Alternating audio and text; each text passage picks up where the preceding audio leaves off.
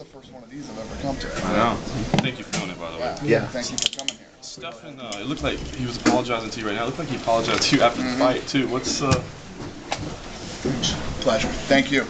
What was he saying to you, and what was your take on that? It seemed like he was apologetic for his performance. He came over and apologized to me after he just knocked a dude out. No need to apologize. You know?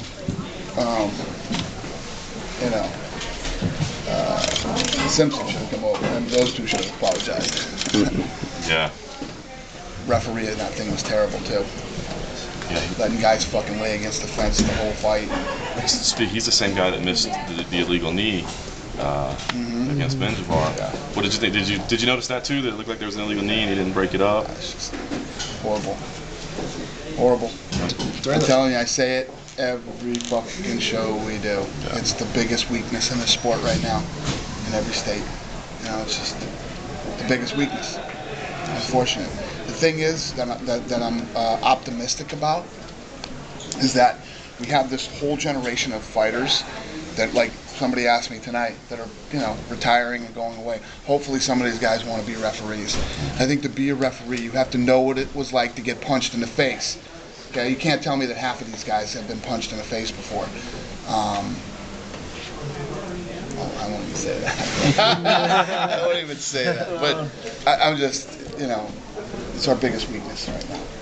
Dana, with so many guys talking about Condit and Ellenberger and GSP right now, and yet you had Johnny Hendricks at the Q&A yesterday, do you feel like he's being overlooked a little in the welterweight division right now? I don't think so, man. I think people know how tough he is, and, you know, guys, if they didn't, they do now. You know, I think he gained a lot of respect in that John Fitch last fight. Yeah.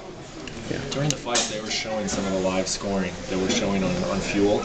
And obviously that's something the judges can look up at. I was wondering if that was by design, if that's going to happen. I mean, was you mean live scoring or punch stats? The punch stats. Yeah, right. Punch stats. Yeah, I hope they're looking. But punch stats don't always tell who's winning the fight either. You exactly. know? We need guys in there that know exactly what they're doing and can judge. And let's be honest, to be kind of fair to them, judging is somewhat subjective into what you think, you know, but the bottom line is you got to go on damage, you got to go on, you know, there's a lot of different things to score on, and judges should know what it is. You know, the athletic commissions need to educate these guys and pick the right people. I mean, come on, you know, it's just, I just don't want to be this guy that's always smashing judges and refs every show, but it's hard not to do. Well, I agree with you that it doesn't always tell the whole story. You know, you can have a close round, and especially punch stat does not always tell. What punch stat is there for is to give more information. You know. So will that continue to be shown in the arena? Yes. Yeah. It will be. Yeah. Okay. Because I'm honestly, I was kind of surprised that the commission wouldn't take a look at that and say that's something that we don't want the judges seeing. They do it in boxing. Boxing does it. Yeah. No different than boxing. You know, I'm talking about the officiating, that sort of thing. But the difference between this and boxing is the amount of strikes have nothing to do with what goes on in MMA. Like I said, if that's swaying your decision, you definitely don't fucking belong here. You know what I mean? If they're turning around going, okay, and then writing their score down, they don't belong here.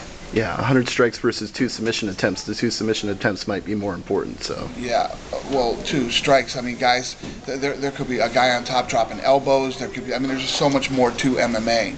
They're just, you know, we're giving more information. I told you, a lot of things in production were changing when we got into this new deal, and one of them is stats. We've been given tons of stats, not only during the fight, but before the fight.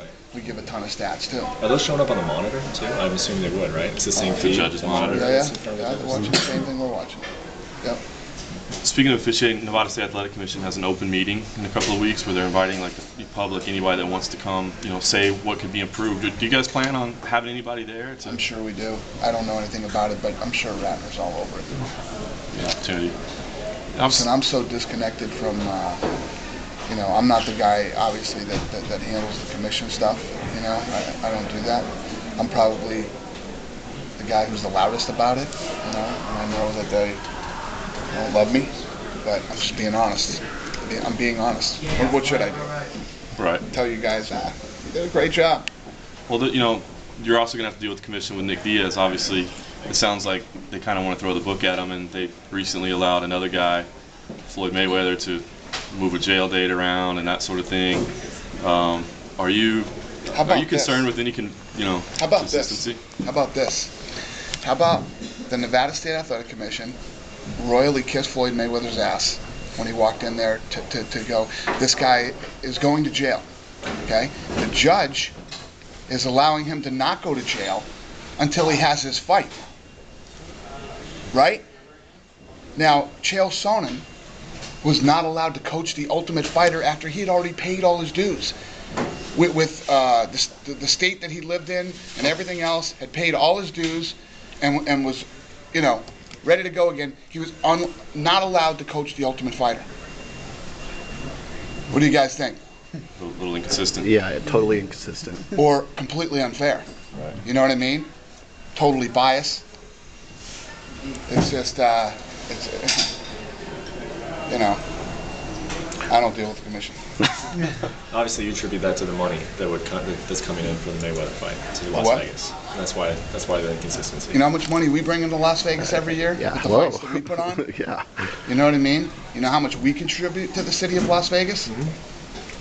Do you think for a second, if we had a fighter that was going to go to jail, that the athletic commission would license him to fight so that the fight could go on? There's no way in hell. So why is the difference, do you think, then? I don't know. You guys are the reporters. You should probably look into that. I'm not. It's just I don't even know. I don't even know what to say except just be honest about it and say, holy shit, that's crazy.